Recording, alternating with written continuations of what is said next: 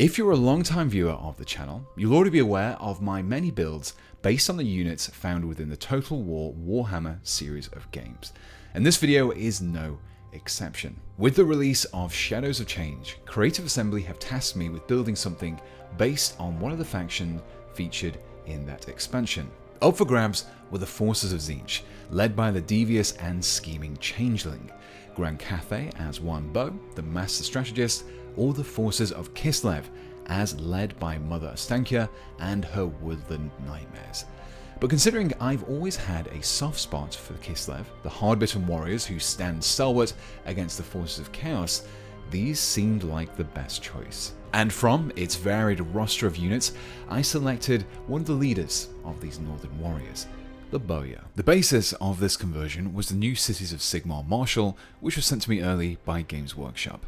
This was chosen as focusing modifications on themings on just a few characters and leaders can have a massive effect on the theming of your whole army, without having to kitbash every single model. So, with that in mind, all the parts required to build a Marshall were clipped from the sprue and cleaned up before assembling the torso and legs together. The first modification came in the form of a head swap. This particular head was sourced from the Stormcast Eternal's Vanquisher's kit and was chosen due to the hairstyle. This shares similarities with a lot of the original Kislev miniatures and the units depicted within Total War Warhammer. While the head might seem a little large at first due to its Stormcast scale, it actually lines up pretty well with the Marshall's head and just needed to be clipped down around the neck to allow it to fit into the new torso. But before the head was attached, the cloak was glued on first. This meant when it came to gluing the head, I could make sure that everything was lining up properly. In addition to the haircuts, many of the original Kislev miniatures were armed with curved sabers or shashka, instead of the regular longswords that the Marshall model comes with. To recreate this, one of the blades from the Cerberus Raiders of the Adeptus Mechanicus was removed from its carrying hand. After removal, both the cut and the handguard were cleaned up. The left hand holding the sword from the Marshall kit also had its blade removed, but this time it was the hand that was retained. Again, the cut was cleaned up so that the new blade could be glued against it. Finally, the sword was glued to the torso. For the right arm, one of the Marshall's pistol hands was glued without modification. This fitted well with other units employed by Kislev, such as the Streltsy.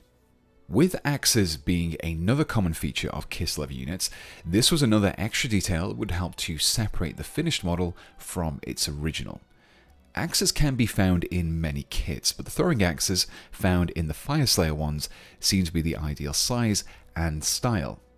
To make the axe sit more closely to the Marshall's side, one side of the wrappings was shaved flat before being glued to the straps that were already present on the model.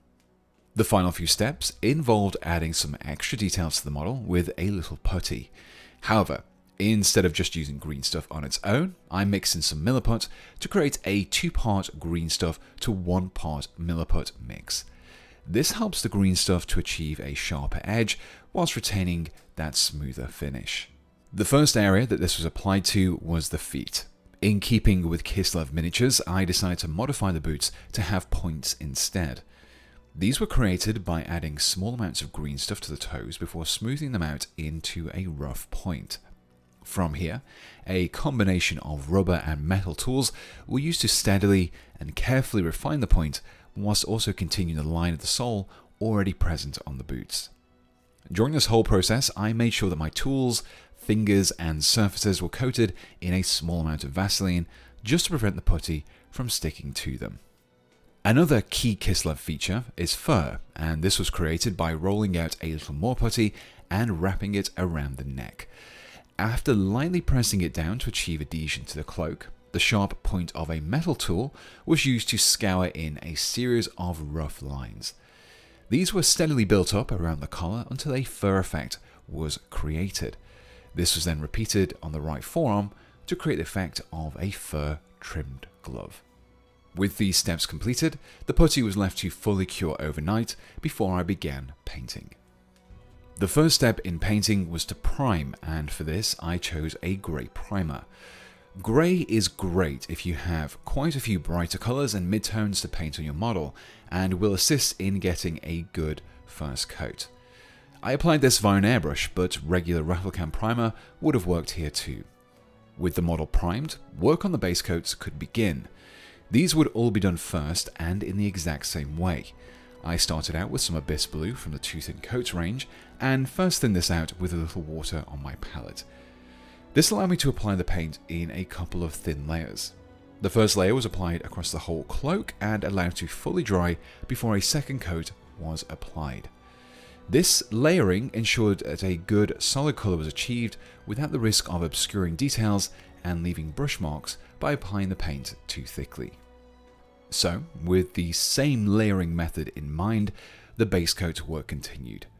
The surcoat was tackled in a deep red that contrasted nicely against the blue cloak, and for this I used some Dread Red. The gloves, boots and other leather areas were then base coated with Scorched Earth. For the wooden furniture of the pistol, the yellowish brown of Noble Steed was chosen. This slightly more yellow toned brown would offer some distinction against the brown leather on the glove holding it. The Marshal's head was then base coated with some Barbarian Brawn, before picking out the hair with some Doom Death Black. The fur around the neck and glove were then base coated with Wizard Grey, with the steel areas such as the armour and weapons being tackled with some of the dark silver of Dwarven Iron. The final base coat was to the gold detailing across the armour and weapons, all of which were painted with Spartan Bronze. Following this step, my paint water was changed to make sure that the metal flakes didn't find their way into my subsequent layers. With all the base coats in place, any overspills were cleaned up, and the model was ready to have a little extra depth and detail added in the form of layers and highlights. But first, there was one area that needed darkening down a little. This area was the cloak, and a mixture of Abyss Blue and Doom Death Black were created, thinned out slightly, and painted directly into some of the recesses and folds in the cloak. This helped to break up the large, flat-coloured surface and began to bring out some of the details. From here, the highlights could begin. These highlights involved painting thin lines of a lighter paint to the creases and edges of an area. The lighter paint helps to simulate how light would reflect from these areas and helps to make these details stand out. The first of these highlights were applied to the edges of the cloak, and some Witching Hour blue was used. Following this, some of the even lighter blue of Leviathan Blue was painted onto the edges of areas that sat towards the top of the model, again imitating the effect of light being more pronounced on upper parts rather than the shaded lower parts. To emphasize a few of the sharpest points or where two edges meet in a corner, an extreme highlight was applied. This is just a small dot of a very light paint, Gigawatt Blue in this case, which helps to emphasize that sharpness.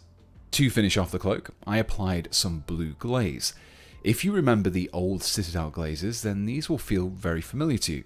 These are essentially diluted but strongly pigmented paints that are translucent when you apply them. By applying this over the cloak, it helped to blend the previous steps together, whilst also boosting the intensity of the blue. These steps were then repeated across the remaining areas of the model. The techniques didn't really change here, so I'll focus on the paints that I used for each step. For the red areas, the highlight started out with Asmodeous Red, followed by an upper highlight of Sanguine Scarlet, and then a few extreme spots of Hellspawn Red.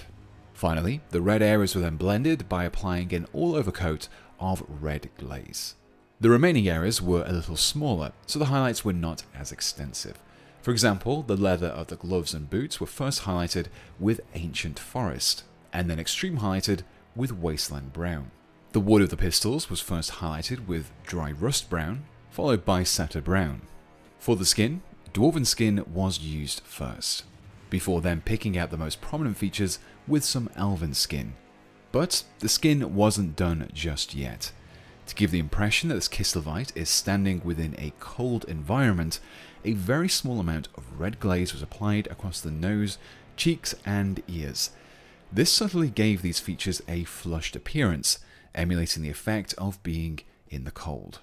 For this particular model, his head was mostly shaved, and so to give him that stubbled effect, some blue glaze was gradually applied around the top and sides of the head. As this dried, it created the appearance of a stubble just starting to form. The hair and beard were then highlighted with Death Reaper, with a few small spots of Dungeonstone Grey being applied to finish things off. The individual strands of hair in the fur trims were first painted with some Carcharadon Grey, with the upper strands and tufts being picked out with White Star. At this point, only the metal areas remained, and these were approached in much the same way, with one exception. Before the highlights, a wash was applied to help darken down some of the recesses further. For the steel areas, some Oblivion black wash was applied. This would make the highlights stand out even further, and give the metal a shinier, more reflective appearance. From here, the regular highlights could resume, starting with plate armour, followed by Mythril Blade. The gold areas were first washed with some flesh wash, which also created a richer looking gold, before being highlighted with Dragon's Gold and then Glistening Gold, completing the miniature. With the model painted, work could begin on the base. I was keen to recreate the appearance of a snow-covered steppe, and so began with the frozen ground.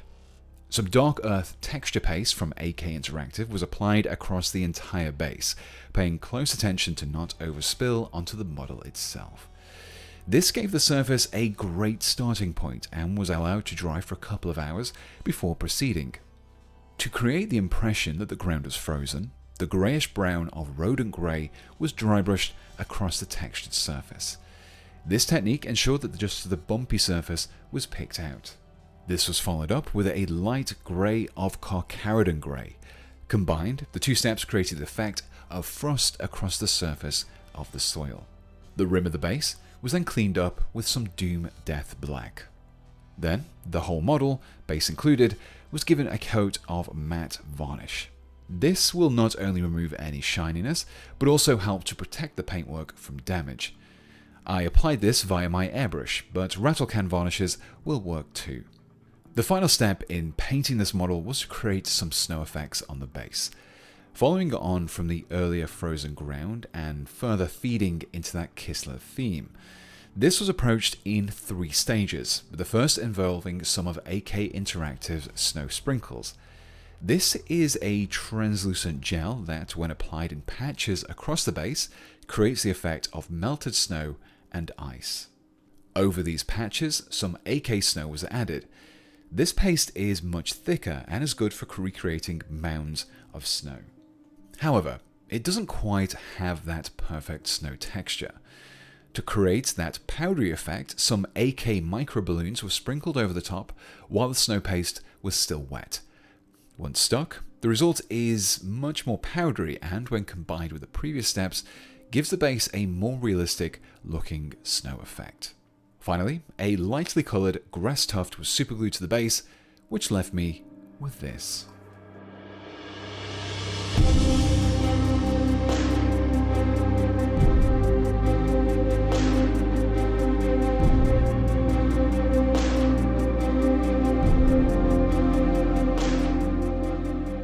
And here we have the finished Marshall, inspired by the Boyars of Kislev.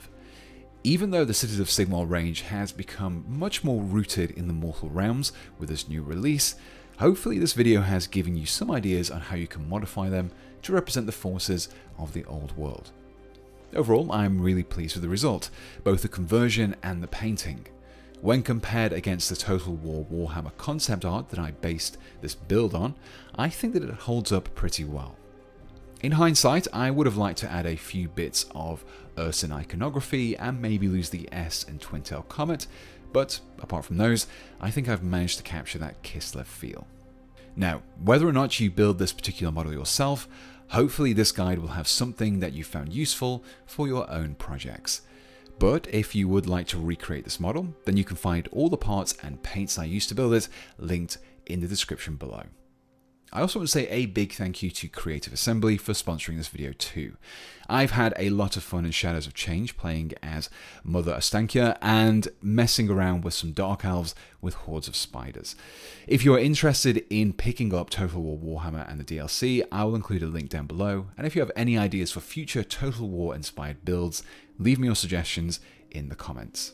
But my biggest thanks goes to my Patreon supporters and channel members who have helped to keep this channel going, especially my Pouch of Dead Animal Bits and above supporters, who are Jonathan Hart, Maciej Savitsky, Morgan, Ryan Little, Swedsman, Tim, Daniel Dowling, Immaterial Creations, Johans, Jonathan Sandsteed, Mr. Grimm, Pale Juice, and the Googles, and my Sergeant level channel members, who are Mr. Jared Hess 95, Nerdington Paints, Mark Taylor, and Philip Poyer. If you're interested in supporting me, you can hit the join button below or find a link to my Patreon in the description. Supporters get a whole host of benefits, including ad-free access to my videos, sneak peeks, a private Discord channel, and exclusive merchandise.